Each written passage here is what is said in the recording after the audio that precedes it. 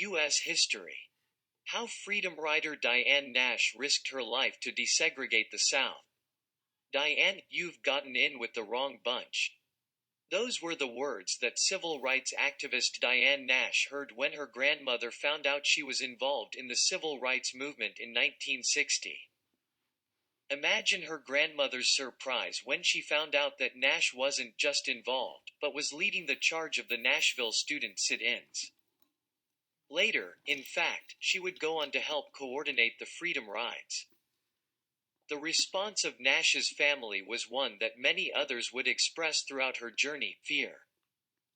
And with the violence and discrimination that was rampant throughout the country in the 1950s and 60s, it's easy to see why. Nash was born in 1938 and raised in Chicago, away from the strong racial divisions that saw African Americans treated as second-class citizens under Jim Crow laws in the South. It wasn't until she enrolled at the historically black Fisk University in Nashville, Tennessee, in 1959 that she came face to face with overt discrimination. There were signs that said white, white only, colored. The library was segregated, the public library. Parks, swimming pools, hotels, motels, she recalls. I was at a period where I was interested in expanding, going new places, seeing new things, meeting new people. So that felt very confined and uncomfortable.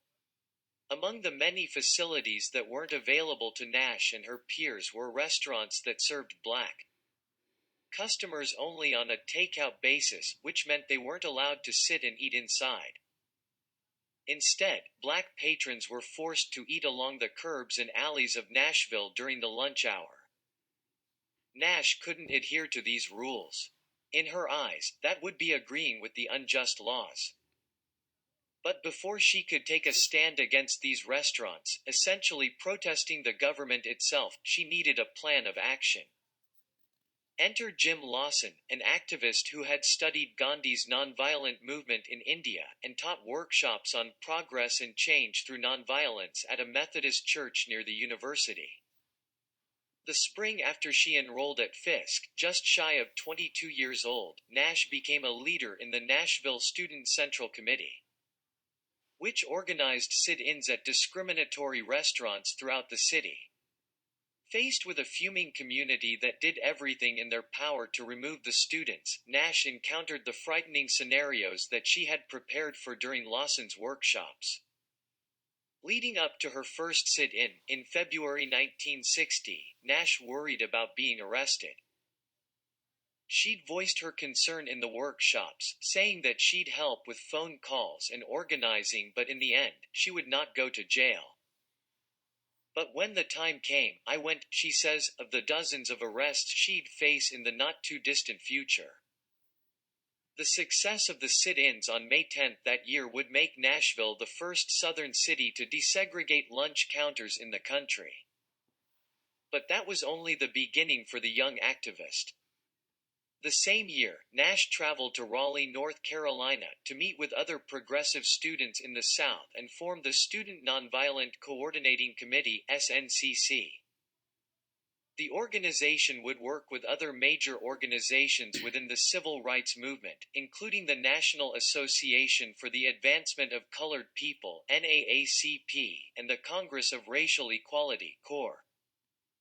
In 1961, the Nashville Student Central Committee received a notice from CORE that they were beginning the Freedom Rides, a nonviolent protest to desegregate interstate bus travel and terminals that started in Washington, D.C., before making its way through southern states. The student activists offered to help in any way they could. It wouldn't be long before they were called on to fulfill that request. As the Freedom Rides went from one state to another, the participants found themselves in increasing danger from angry communities vehemently against the idea of integration. The aggression came to a head as the Freedom Rides reached Alabama. The buses were burned and the activists beaten on May 14, 1961, forcing them to retreat to New Orleans. From there, it was up to Nash to carry the torch with a new group of Freedom Riders. We recognized that if the Freedom Ride was ended right then after all that violence, Southern white racists would think that they could stop a project by inflicting enough violence on it, she says. And we wouldn't have been able to have any kind of movement for voting rights, for buses, public accommodations, or anything after that, without getting a lot of people killed first. So Nash and her peers continued the freedom rides, despite the objections of many powerful people, including Attorney General Robert Kennedy. Kennedy had instructed his assistant, John Siegenthaler, to speak directly with Nash in an attempt to call off the freedom rides. With so much bloodshed in Alabama, he urged the chairwoman to back down from the violence that undoubtedly awaited them on the trail. People understood very well what could happen, says Nash, who explained to Siegenthaler that the participants in the freedom rides had given her sealed envelopes with their wills in the event of their deaths. Fortunately, I was able to return all those sealed envelopes. The freedom rides concluded in the fall of 1961 with yet another victory for the civil rights movement. The Interstate Commerce Commission made segregated bus travel and terminals illegal, effective November 1st. However, Nash's strength would again be tested when she faced law enforcement later that year. And this time, she was pregnant. In 1961, Nash was arrested for contributing to the delinquency of minors after encouraging young people to fight for desegregated buses in Mississippi. At the time, she was living with her husband, James Bevel, in Jackson. The couple, who met through activism, had been spreading a message of nonviolence within the community. Nash's attorney had wrongly advised her that she did not need to appear in court, which resulted in a warrant for her arrest.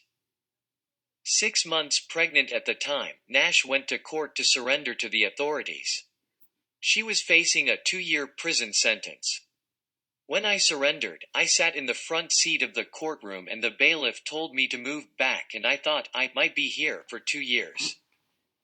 I'm not moving anywhere, she says. So they charged me with contempt of court for refusing to move to the back. The contempt of court sentence lasted for 10 days. While in jail, the only thing on Nash's mind was her unborn child. She was determined to do everything she could so that her child would enter a world that was equal for all Americans, regardless of race. After she served her sentence for contempt, the judge declined to hear Nash's other case. Nash believes the federal government tapped her telephone line and listened in when she told organizations in the civil rights movement that she was pregnant and headed to jail for up to 2 years. On the heels of the horrific imagery of the bloodied and beaten freedom riders that had been spread far and wide, they surmised that Mississippi didn't want to find itself, once again, at the center of a national political debate. As a result, the government reduced Nash's sentence for contributing to the delinquency of minors without formally addressing it. This left Nash in a predicament. She didn't want the prejudiced justice system she had been fighting against to think that she was indebted to it. She was ready and willing to serve her full sentence, after all. When I got home, I wrote Judge Moore a certified return receipt letter. I said, in case you should change your mind and you want me, here's where you can reach me, Nash recalls. And though the judge never took her up on the offer, Nash was always ready to do what was necessary to make a mark. To change the world, she says with a laugh, sometimes you have to be bad.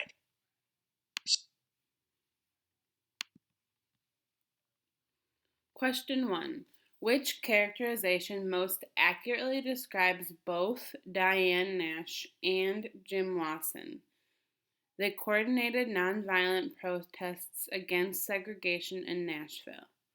They studied Gandhi's nonviolent resistance movement in India. Neither believed they would ever be treated equally in Mississippi. Neither had encountered overt racial discrimination until college. Question 2. Read the following paragraph from the article. Source 1.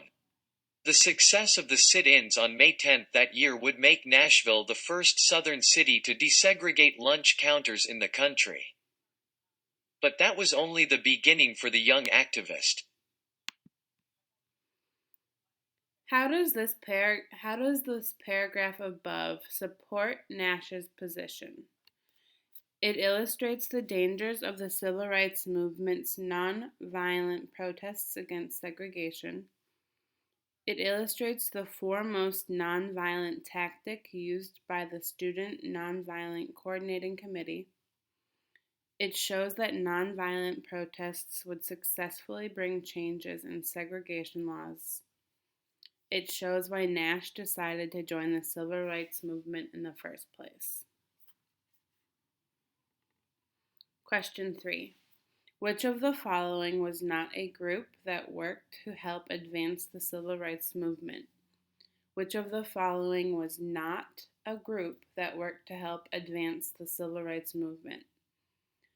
The National Association for the Advancement of Colored People, the NAACP, Student Nonviolent Coordinating Committee, the SNCC, the Congress of Racial Equality, CORE, or the Ku Klux Klan, the KKK. Question 4. Which civil rights event, sit-ins, or freedom rides do you think was the most effective and why? Below you can find the rubric to help you write your response. I am successful because and the points possible. First criteria is sentence structure. Wrote a specific claim that answers the question in a complete sentence. And the content. The information provided is all accurate and relevant to answering all parts of the question.